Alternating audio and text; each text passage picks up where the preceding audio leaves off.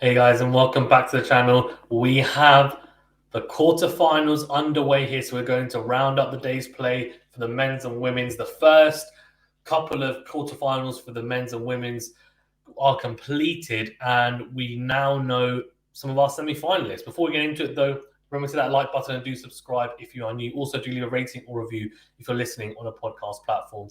We're going to talk about today's matches, do a very quick preview of tomorrow's as well, give you guys my start of the day. I will probably be doing a couple of more in-depth preview videos, especially for Djokovic, Rublev, for example, and release that later today.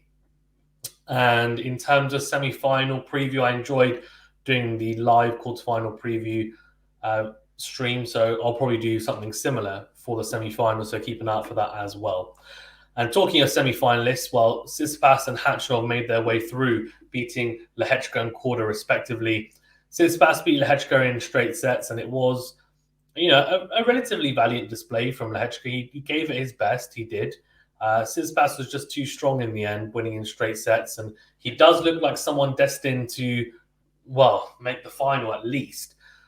But someone who will have something to say about that is Khachanov, who beat Korda in straight sets, or, technically as a walkover, given that Korda had to retire at 3-love down in the third set. He just wasn't able to carry on, and it's a shame he got injured when he did to his wrist, his right wrist as well. It's not really much you can do. If that gets injured, you just have to stop playing. Otherwise, it gets worse and worse and worse. So I think it's something that he was clearly struggling with throughout, and they played a tight tiebreak at the start, and then Khachanov took the second set.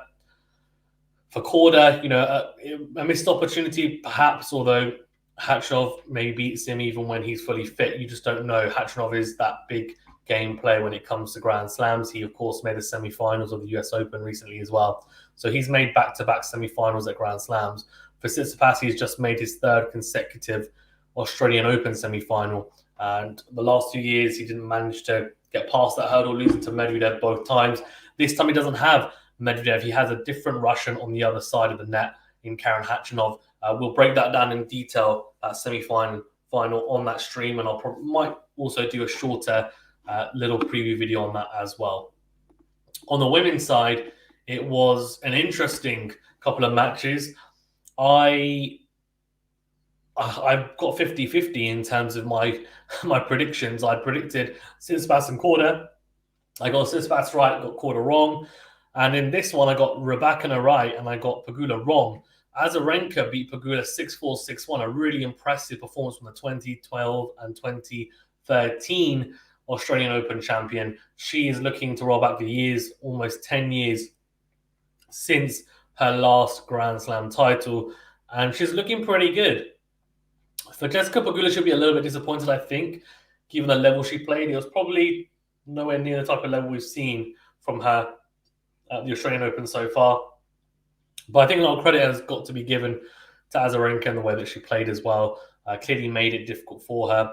Rybakina beat Ostapenko in an explosive affair, 6-2, 6-4, and she just marches on. I had a feeling that her serve might be a little bit too good for Ostapenko, and it was in the end. Ostapenko with some fantastic returns, though, at times, but that serve when she hits her spots, and unless you are Novak Djokovic or someone like that, it's very, very tough to really get a read on that and get into that service game. So yeah, Rybakina played really well. Also good from the back of the court as well. Explosive ground strokes, and she looks like she's really enjoying her tennis out there. For Ostapenko, it's good to see her in the latter stages of Grand Slams after winning, of course, the French Open not too long ago, or a few years ago now, actually, as a youngster. There's a few issues around movement, I think, and the way that she plays, and I do think she maybe isn't quite playing 100% up to her potential. So it'll be interesting to see if she's able to tap into that as we go on. In terms of tomorrow's matches, Ben Shelton is playing Tommy Paul. So I predicted Ben Shelton to win that, and I'll go for Ben Shelton in 5. Andre Rublev and Novak Djokovic. I think Novak Djokovic is just going to be too strong. I said in my preview for the quarterfinals that I just think it's a really, really bad matchup for Rublev, despite the head-to-head only being 2-1. The victory he had was when Djokovic had just come back from a long layoff, and it was in a final after Djokovic had played back-to-back matches. He gassed out really at the end.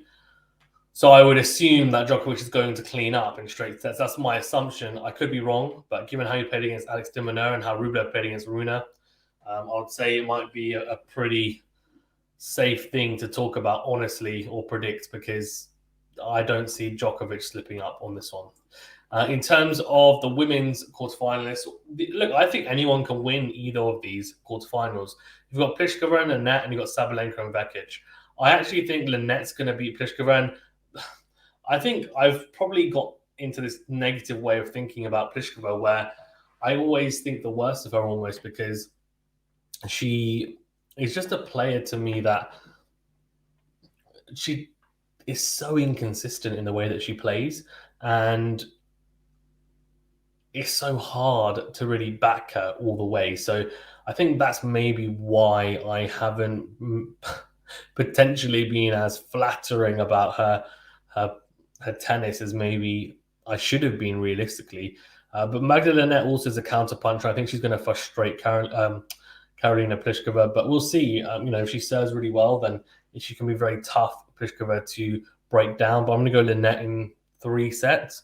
And Sabalenka, Vekic. Vekic has been playing some really good tennis. Sabalenka, of course, one of the favourites. With Pegula out as well, she must be fancying her chances. I think, if I'm being honest, I think only maybe someone like a Rybakina can beat her. I'm going to go with Sabalenka to win in straight sets, and I have a feeling that it might be a pretty explosive display. We'll see. Vekic, as I said, is a damn good player as well, so don't sleep on her. In terms of star of the day or the player of the day, I think it has to go to Victoria Azarenka, given how she played against Jessica Pegula. I thought it was a really impressive display from the 2012 and 2013 Australian Open champion, and she marches on. And yeah, that's pretty much all of today's play. So check out and make sure you do keep an eye out for our preview video for Novak Djokovic and Andrei Rublev. We'll also be doing a semi-final live stream as well on preview for those matches. We should be covering Djokovic and Rublev in terms of the live commentary and play-by-play, and most likely one of the women's quarterfinals at least as well. So do keep an eye out for those. Thank you very much, guys. Stay safe and well. We'll see you on the next video.